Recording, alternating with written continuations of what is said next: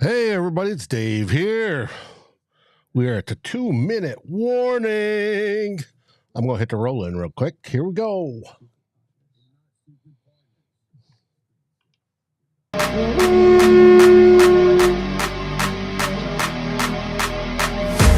Welcome to Vikings First and SKOLs, live at the 2-minute warning.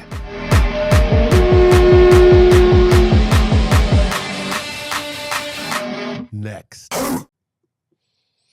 I definitely need to update that roll in and the roll out because we've had a change in cast. I want to welcome, there's Jonas. Welcome, Jonas. How's everything over in Deutschland today? Yes, welcome, Mary. Welcome, Chuck. What are you thinking so far of this wonderful, wonderful, wonderful day? The game seems to be absolutely fantastic. Your Minnesota Vikings will be one game ahead of that team from Wisconsin in the standings when we get done today. And that's a wonderful thing. Always a wonderful thing. It's like going to Disney World. All right. Anthony's here as well. Good to see you, Anthony. Good to see you. Yes, I don't know if they suck, but they're losing and will lose. Quiet Storm, how you doing, buddy? Welcome. Yep, whooping that arse. You got that right. And here we go. Last couple minutes. Absolutely. Waiting on the TV. I'm streaming via Sunday Ticket on YouTube. Yes, I am. And I've got to get links out to everybody because I haven't done that already, and I should. Yes, I should. Because there's quite a few people we're going to go with. Okay. All right, we're back to play, and this is just the waste of time as we get ready. All right. Tracer, you're worried about Jordan Addison? Yeah, he's aggravated his ankle, and look at that. I'm going to take that off. That does not belong there. Boom, boom, boom. Let's see. Hey, Forlorn. Yes. Appreciate it. Mash that like button. We are here. Anthony says, Darnold is the real deal. Well, the reclamation project is going well so far. I will definitely agree to that. And there he is, getting boos from the U.S. military, Roger Goodell. All right, here we go. Snap, handoff. Went nowhere. What do you think of Aaron Jones today? Surprised he's not in there trying to get that last 6 yards. So, but with combined, he's over 100. Easy peasy, lemon squeezy. As I used to have a expediter, Benny Salvador. He was from the Philippines. He would say things like that. Yes, Anthony, glad we have Aaron Jones. So am I. So am I. Still waiting on the end of this game. Mr. Wright boots another one. Decent punt. Good for him. Yeah, they probably should have, Anthony, but they went a different direction. Everything's 2020 in hindsight. You know that. Great start to the season, Marlon. Absolutely. Can't wait for next week already. Next week's going to be a biggie. It will be a biggie. It will be at home, the home opener We'll have SKOL Fest the night before, where everybody is welcome to go participate. And then we host the San Francisco 49ers. And hopefully they get off to a slow start as well. And there's a good stop right there as we go on. So what is everybody drinking today? I, myself, and a little anejo tequila. And here we go. I did get that off. Yep. All right, here we go.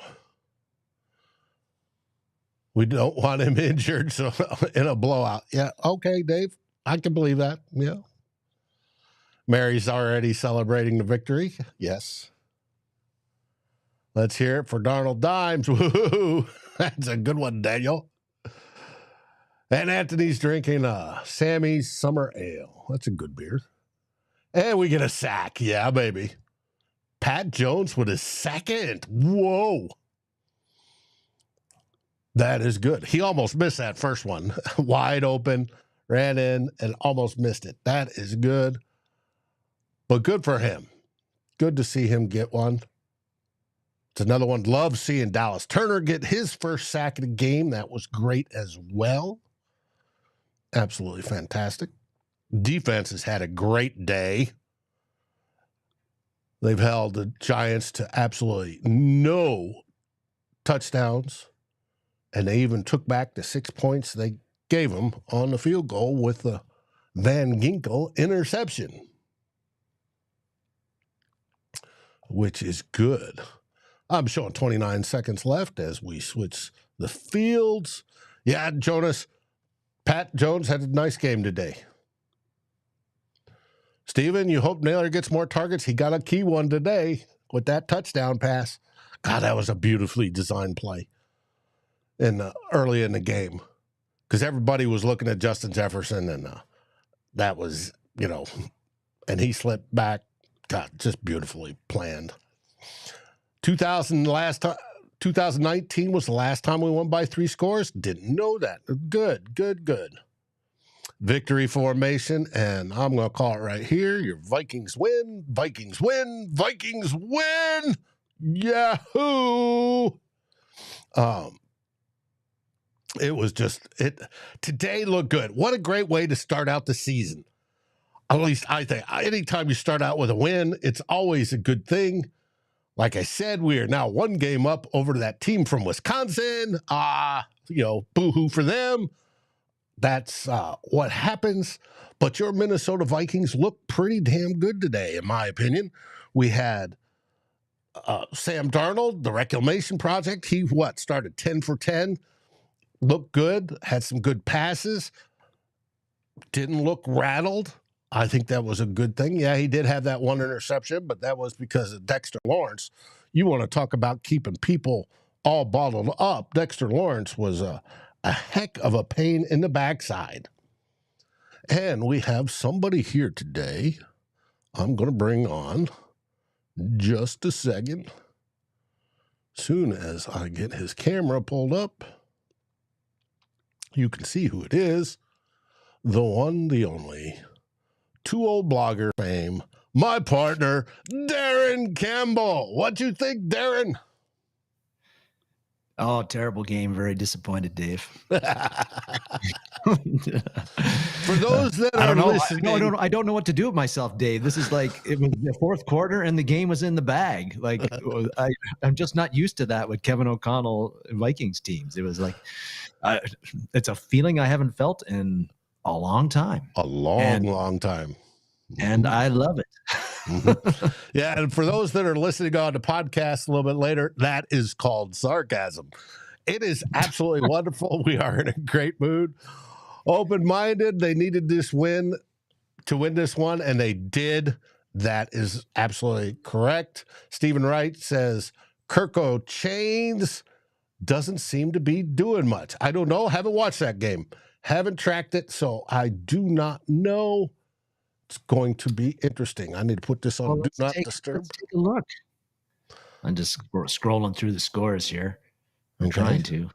because I know he threw a touchdown pass to Pettis to Pitts in the first half, but they're down 18-10 with less than 30 seconds left in the game. The Falcons do have the ball, but yeah, Cousins is 16 for 25 right now, 155 yards, 1 TD, 2 interceptions. Geez. Familiar. Cousins goes into a franchise with sky high expectations and underwhelms a little bit. His first go at it.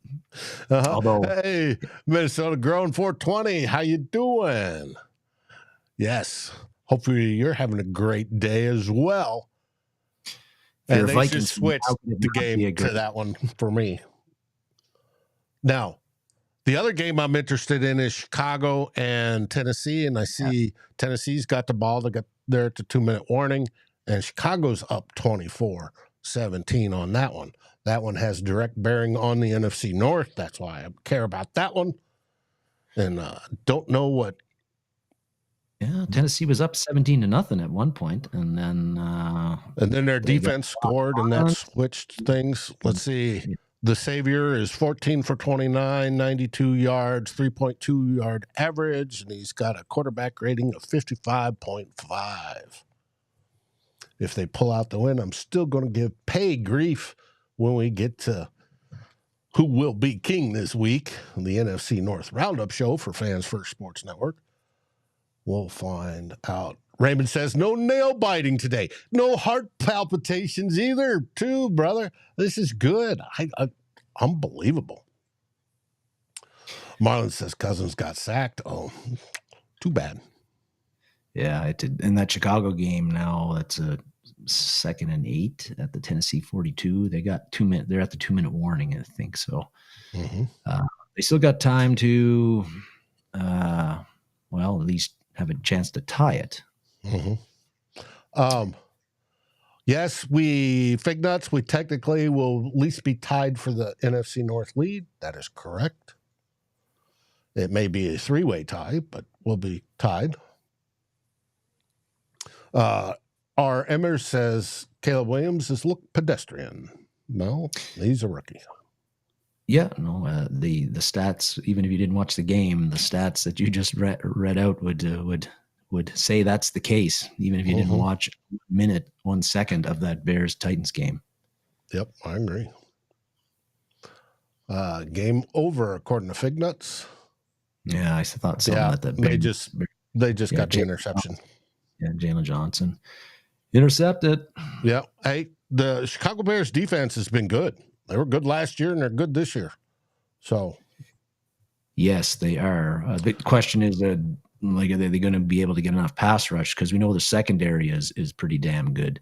So tough to throw on them. If they got a pass rush, they're going to be even tougher to throw on and score points on. Hoping that's not the case.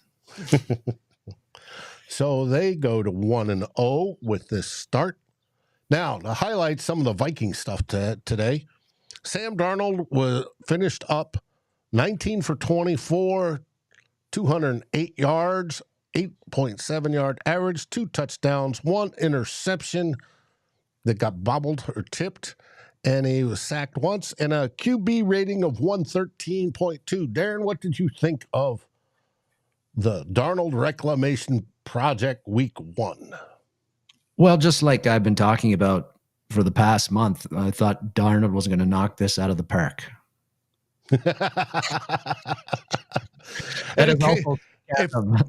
If you missed it, check out yesterday's Two Old Bloggers, where we talked about the Sam Darnold doubters. And but all the talk about best situation he's ever been in and all that sort of stuff. And I just said, okay, I agree with that, but let's prove it. Well, today, it's only game 1. It's only against the New York Giants. Remember that. It is only against the New York Giants, who might be the worst team in the NFL this year.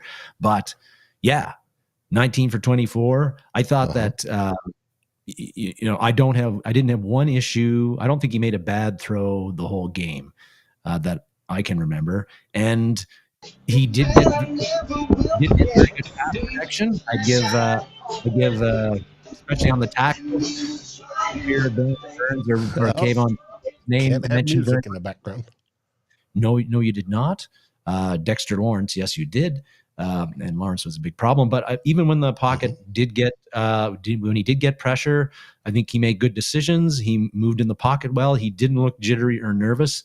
And those are all huge, huge positives for the Minnesota Vikings and fans like us. As far as a first start with Darnold, I don't think it could have went much better. And it's unfortunate that interception. His arm got hit by Dexter Lawrence. It was a pop-up. That's really the only blemish on it. And if he had just gotten rid of the ball a tick earlier, he goes into the game with no interceptions, no turnovers at all, and his quarterback rating would be even higher. But I really liked what Darnold did, and I don't think anybody could really take issue with anything he did in that game. Mm-hmm. I gotcha. And trying that's to all get I got Sal in here without the music and get her camera on. Now, the thing is, Dave, of course, is that now he's got to do that 16 more times. Yes. Yeah. Once is great, but any quarterback can have a strong game. Let's see how he does next week. Starting against the 49ers is going to be a big test at home. He'll be under a bit more duress, I expect, than he was in this game against the Giants. And he's going to have to make throws under duress in muddy pockets, hit him in tight windows. He's got the talent to do it. Let's see if he's got the mental acumen to do it. We'll find out. And you said 16 more. Let's add another 3 to that. Well, yes, I'm just going. We hope that the season lasts as long as it possibly can for the Vikings, but 60 more regular season games to go. I'll worry about that first. Starting with next week. Northfius, you are correct. Aaron Jones did outstanding. He ended up with 14 carries, 94 yards, 6.7 yard average. He had a touchdown. His longest run was 19. Throw in the fact that he also had some receiving. I thought he had 2 catches, 15 yards, 7.5, long of 9, and targets on 2 shots. So he caught both of his. Evers stock down Ryan Wright. Why Ryan White? I understand CJ Ham, but he had he only punted twice in the game, I believe, but his second punt was was the typical kind of Ryan Wright, 1 dud punt a game at least, and that was it. But it wasn't at a point in the game where it mattered a whole hell of a lot. But I guess if you're looking for studs and duds, like Forno's thing, if you're looking for studs and duds, your pickings are pretty slim in this game for the Vikings. Right. Sally's still got the camera, the music on in the background. Dave sent Forno. I did send Forno the link. He wants it on the web. I know what he wants. So, let me go there. Bring up that screen. Now, he's showing Ryan Wright with 4 punts. I guess I missed the one that he had a bad punt, because all the other ones were pretty good. They bounced the wrong way, but they were decent. Yeah. He just did the one bad punt that I remembered. Again, like if you've got to pick a dud or a Vikings players that didn't have a good game, whose stock was down after one game, I guess you could put Ryan Wright in there for 1 bad punt. I don't know.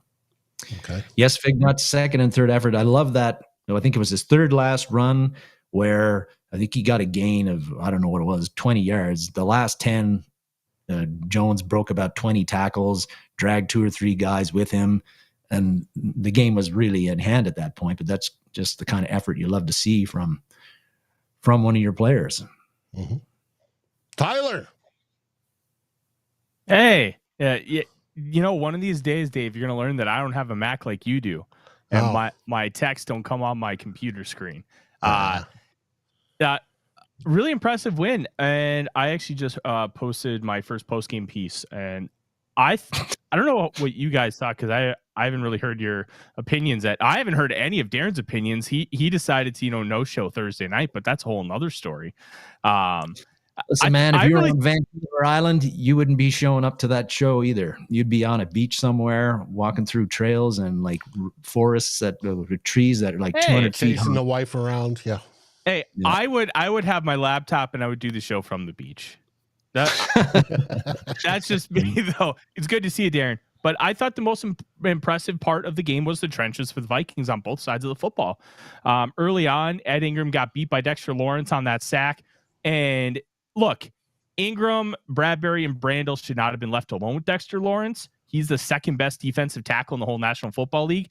And across the interior of the offensive line, they're like average quality players. Like, nobody's great. You can't leave them alone one-on-one. That is how you lose football games. I thought they adjusted really well to that to make sure that they were sliding and giving extra help for whoever was responsible for them. After like the first, 8 or so plays, that adjustment was made really nicely. I thought, and I'm going to talk a lot about this week, the 4 edge rusher package is going to be awesome to see all year. Talked about a lot this offseason. The idea of keeping Jihad Ward is because he's a thicker built player who can be like one of those inside, like stand-up rushers. They had him put his hand in the dirt. He played pretty well. Pat Jones, the second, played pretty well. Grenard kicking inside was something I had opined upon a lot because of his 35.5-inch arms. And then you can get guys like Turner and Van Ginkel on the edges rushing. They were excellent.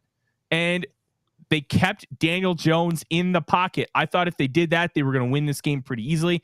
Well, they made it a lot easier than I thought it was going to be. 6 rushes, 15 yards for Daniel Jones. I don't care if he's coming off a torn ACL. He moved just fine to me. They kept him in the pocket. They kept him from making plays. And kudos to Brian Flores for having this unit really ready to go with some new wrinkles. And everybody played a solid enough game.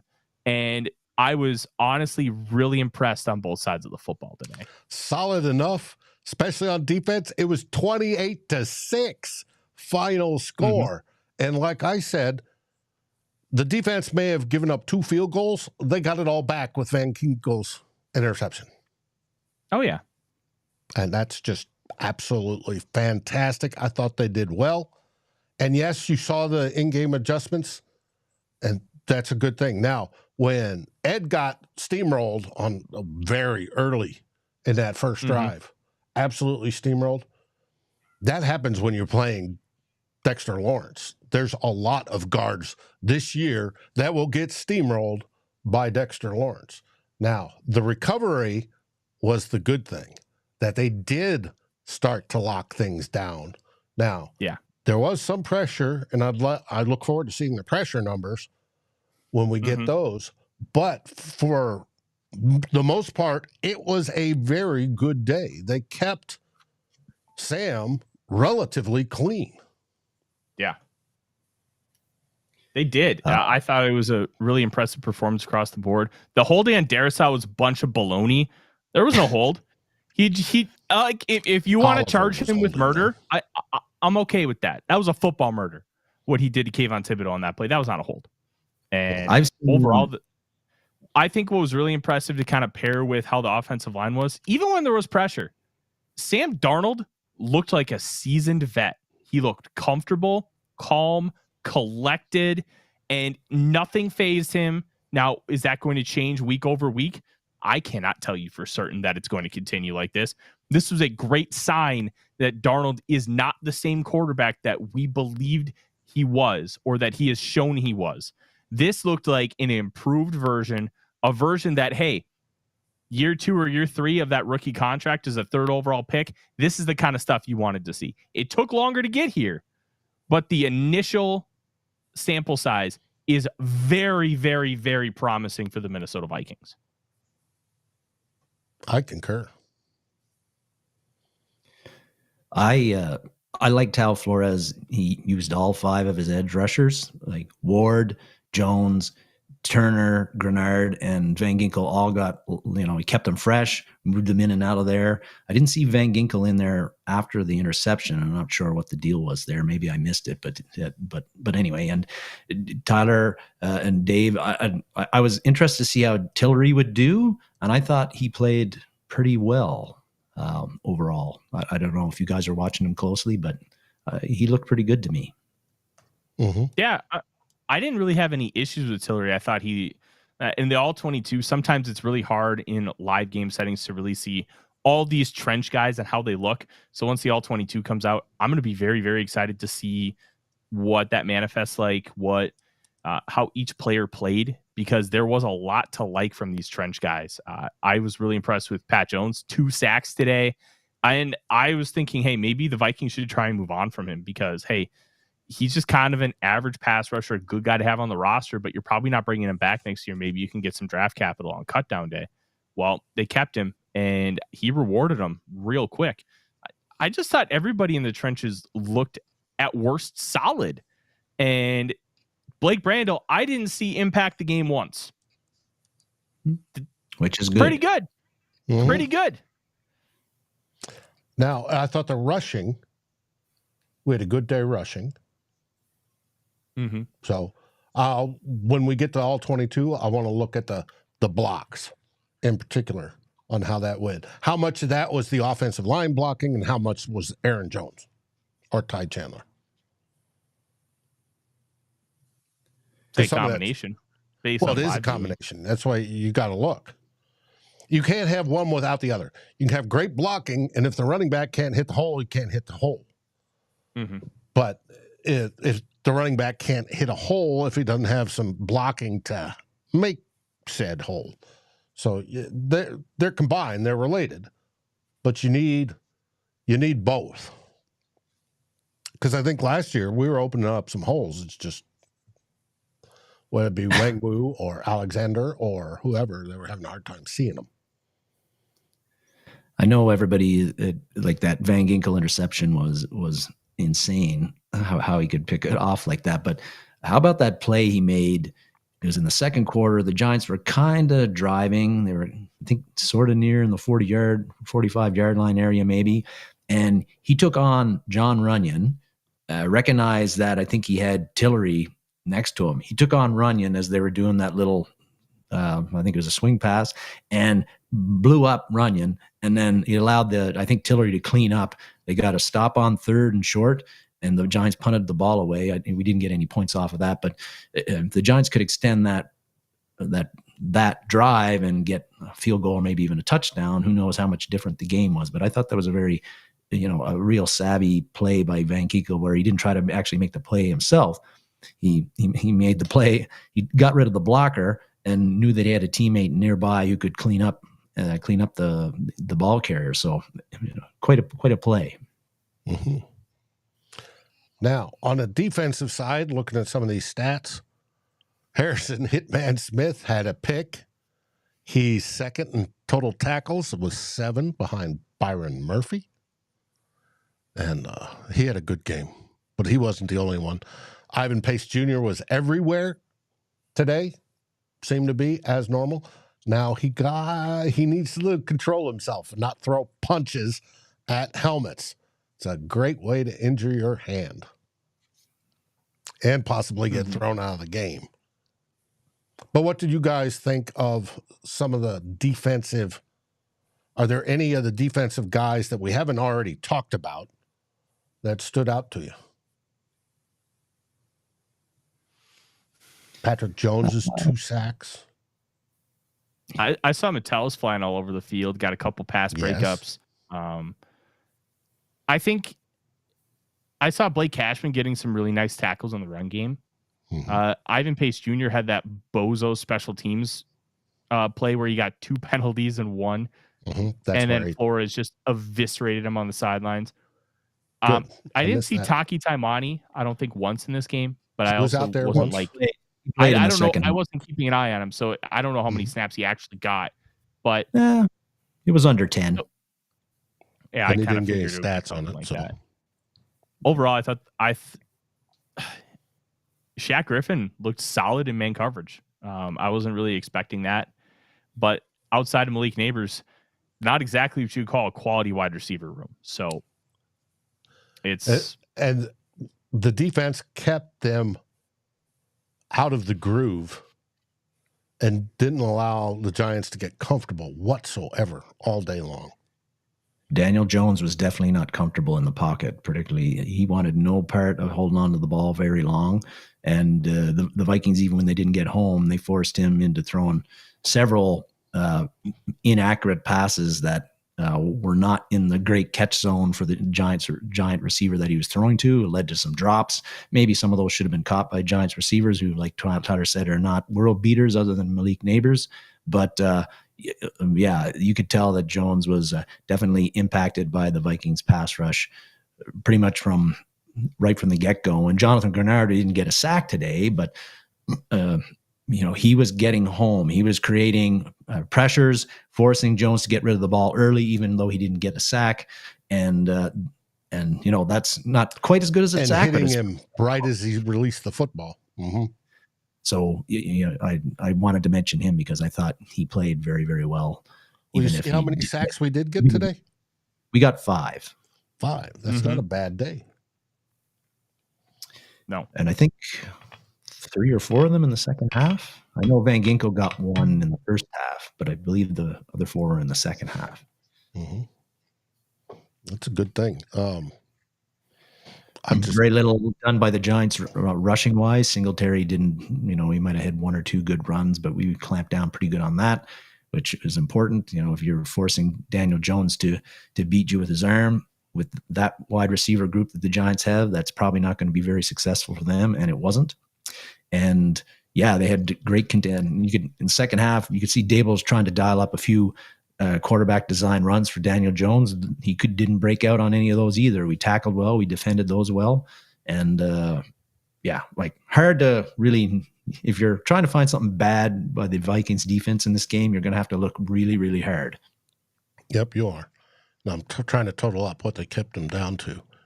260 yards total on defense holding the Giants to. That's not bad. Yeah, and they had them under 200 until they had that one drive there where they got over 60 yards and ended up turning it over on downs. According to the website, 240 total yards. I wonder where that extra 20 went, but okay. That's good. Vikings, on the other hand, had 312 total yards. We'd like to see that bump up a little bit to 400, but I'll take it. But we did, yeah. Darnold only threw 24 passes today. We had 24 passes, 26 runs. So ran more than we passed. Now a lot of runs the last drive or so where they're just milking the clock. But pretty good balance there. Not a whole lot of offensive plays. Mm-hmm. Just, I don't know, awesome all around. Keeping in mind it is the Giants we beat. Next weekend is going to be a little bit different opponent that we're going to be facing and a little bit different caliber, but we'll worry about that when the time comes. Yes, we will. And I'm curious, we have, let's see, Darisaw got flagged for unnecessary domination. Yes, and I got to scroll down. I didn't realize I was letting all these go by. Norfius, thank you for the super chat. Thank God Kirk is gone. He shit to bed. Oh, he did. He had a Kirk game. Uh-huh. Yeah. So much for those Pinty wings commercials.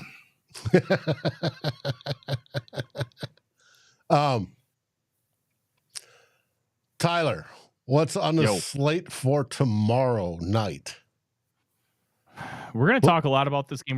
We're going to talk a lot about some of the unique elements. We're going to talk about this 4 edge rusher package and kind of the pros and cons of it and why play styles matter and body types when it comes to actually being able to do this. Because I don't think every team can do what the Vikings are doing because of personnel packaging. We're going to talk about the passing game, some of the creativity. I really liked that touchdown pass to Jalen Naylor.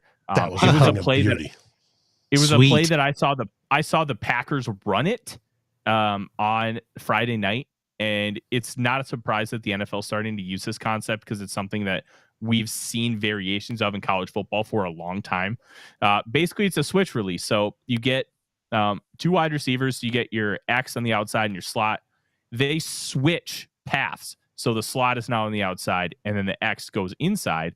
And in doing that, it creates some confusion for who's on who, especially if you're running match concepts and all that kind of stuff. But the key was that Justin Jefferson orbit motion, where it almost looks like he's going around the globe. That's why they call it the orbit motion.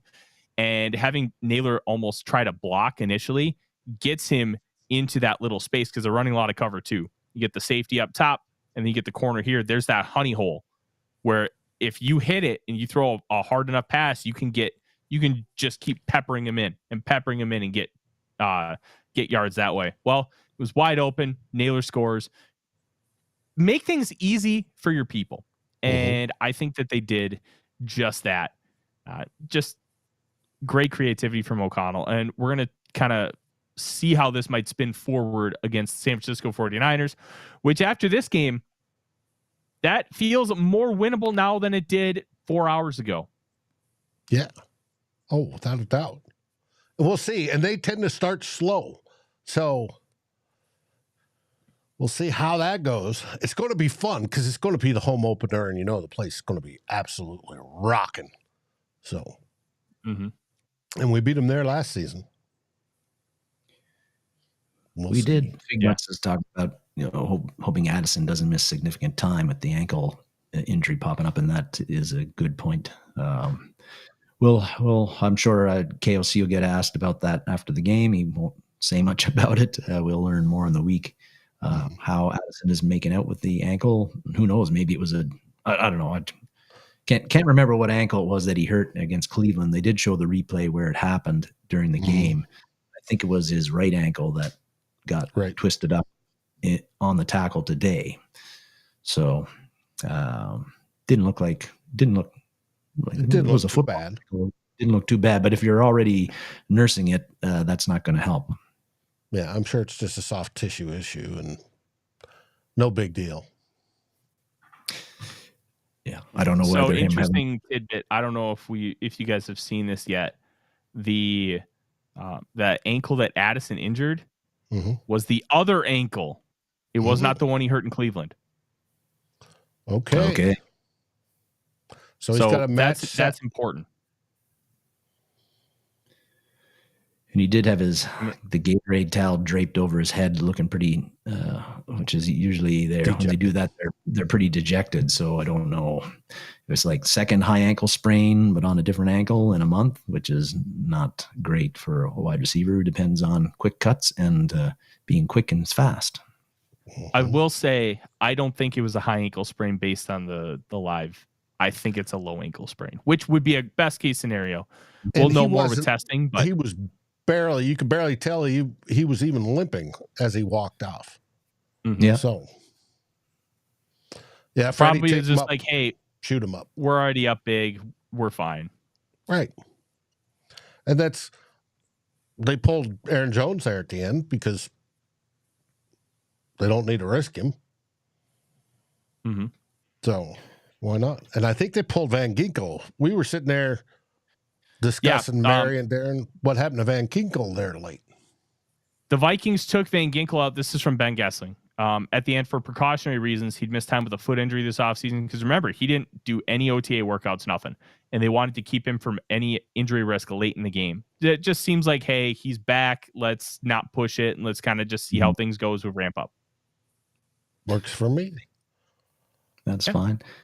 How there's a lot of favorite moments in this one, but I wrote it down. It was like 11:04 in the fourth quarter. They show pan the end zone. MetLife is half empty in that end zone section, and Viking fans are going the SKOL chant at 11:04 in the fourth quarter. After the special weekend where they bring in 100 New York Giants stars and celebrate them during halftime. Got to be great. Well, folks, I think we're going to call it a day. Darren will be back on next Saturday for 2-0 Bloggers. we'll probably be discussing what happens during the week and getting you ready for that San Francisco 49ers game. Mhm. Tyler will be here tomorrow night to discuss this game. Hopefully we'll have all 22 filmed by then. We should. And get a quick sneak peek at that. Tuesday, going to record the first Scolgers and Spice show.